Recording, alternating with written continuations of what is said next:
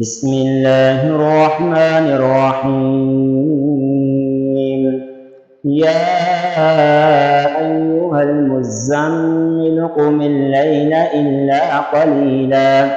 نصفه أو انقص منه قليلا أو زد عليه ورتل القرآن ترتيلا إنا سنلقي عليك قولا ثقيلا إن ناشئة الليل هي أشد وطئا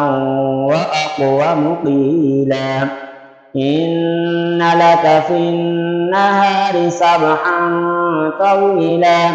واذكر اسم ربك وتبتل إليه تبتيلا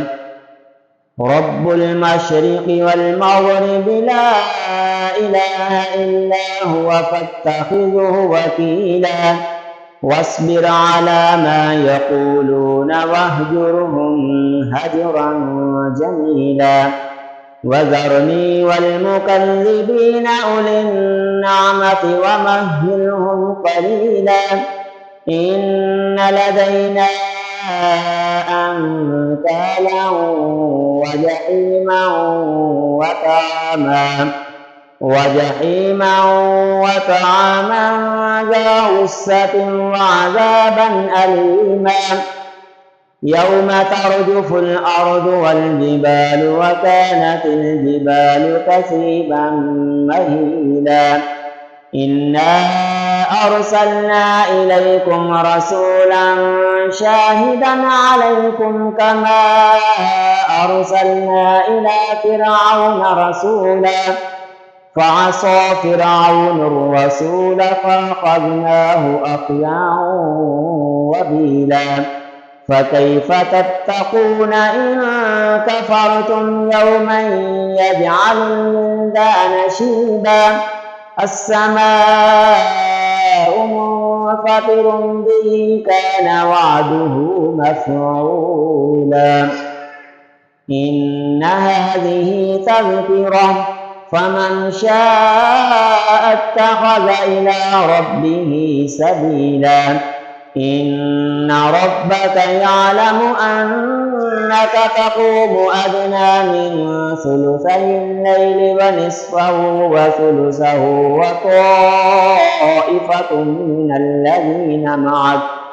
والله يقدر الليل والنهار علم أن لن